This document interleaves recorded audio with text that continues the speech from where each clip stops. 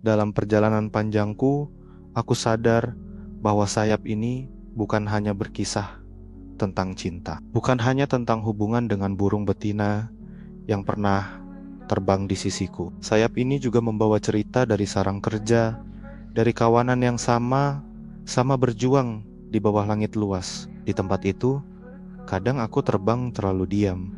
Kepakanku tak selalu terlihat. Aku bekerja di balik bayangan, tak banyak bicara, tak banyak mengklaim, lalu muncul anggapan, aku tidak peduli. Aku hanya hinggap tanpa arti. Padahal, setiap kepakan sayapku memengaruhi arah kawanan, meski tak selalu tampak jelas. Ada petinggi yang pernah berucap, kau bawa rezeki banyak bagi kami.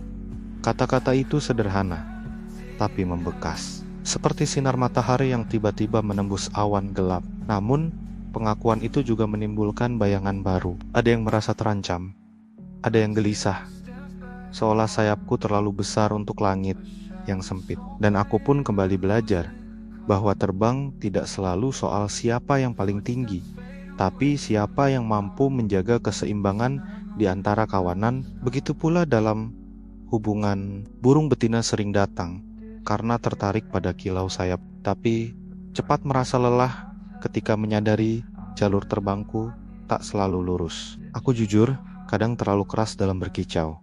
Aku menuruti insting, bahkan ketika itu menyakitkan. Aku tahu banyak yang mundur karena sulit mengikutiku, tapi ada saat-saat langka ketika seseorang bertahan, mencoba memahami, dan berkata dalam hati, aku tahu maksudmu.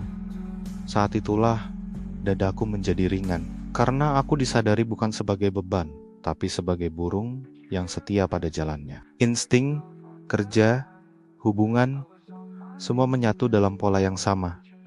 Aku terbang dengan cara sendiri. Kadang jalurku memutar, kadang suaraku terlalu lantang, kadang aku memilih diam agar badai lewat duluan. Tapi ada rasa tenang yang tak ternilai ketika seseorang mengerti. Ketika ada yang paham bahwa setiap putaran, setiap kepakan, setiap kicau bukan sekadar kebiasaan, melainkan bentuk pengabdian. Psikologi menyebutnya kebutuhan dasar manusia to be seen, to be understood, to be accepted. Sosiologi menyebutnya legitimasi peran.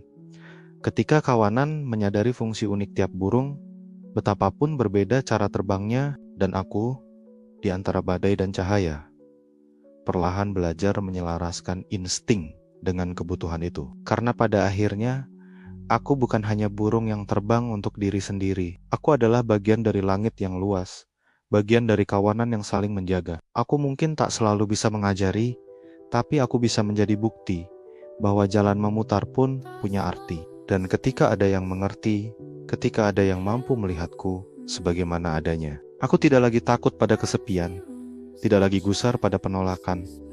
Aku tenang, karena aku tahu di balik setiap kepakan sayap ada harmoni yang tercipta. Aku burung yang selalu percaya pada insting. Naluri adalah arah angin yang menuntunku.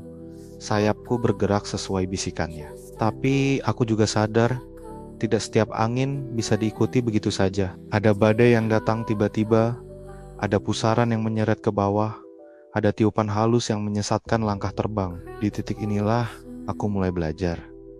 Insting tak selalu harus dibiarkan liar. Ia bisa diselaraskan, bukan dimatikan, bukan dipatahkan, tapi dilatih agar menemukan harmoni dengan angin lain, dengan burung-burung lain yang terbang di sampingku. Psikologi menyebutnya self-regulation, kemampuan untuk tetap setia pada diri, namun mengelola dorongan agar tidak melukai. Sosiologi menyebutnya social attunement, seni menyadari ritme kawanan, lalu menyesuaikan gerakan agar tidak tercerai-berai. Dan aku, burung yang keras kepala ini, mulai menyadari bahwa terbang sendiri mungkin bebas, tapi terbang bersama menciptakan arah baru yang lebih panjang dan bermakna. Aku tidak ingin menolak instingku, karena di sanalah jati diriku. Kicauanku, meski keras, adalah bukti aku masih hidup. Sayapku, meski kadang memutar, adalah bukti aku tetap setia pada perjalanan. Tapi aku juga belajar bahwa ada saatnya menahan kepakan, menunggu sebentar agar burung lain sempat bernapas. Ada saatnya menurunkan suara, memberi ruang agar kicauan lain terdengar. Menyelaraskan insting bukan berarti mengkhianati diri. Justru itu bentuk tertinggi dari kesetiaan. Kepada diri sendiri, kepada kawanan, kepada langit yang lebih luas. Jadi, bila kau melihatku terbang esok hari, jangan heran bila jalurku masih unik, masih memutar. Itu memang aku, tapi dengarkan baik-baik, kepakan sayapku kini lebih teratur, kicauku lebih sadar, dan hatiku lebih tenang. Karena aku tahu, instingku kini bukan hanya milikku sendiri, tapi bagian dari harmoni yang lebih besar. Aku burung yang akhirnya belajar. Kebebasan sejati bukan sekadar mengikuti naluri, tapi menyelaraskannya dengan cinta, dengan kehadiran, dengan kawanan yang ingin terbang bersamaku.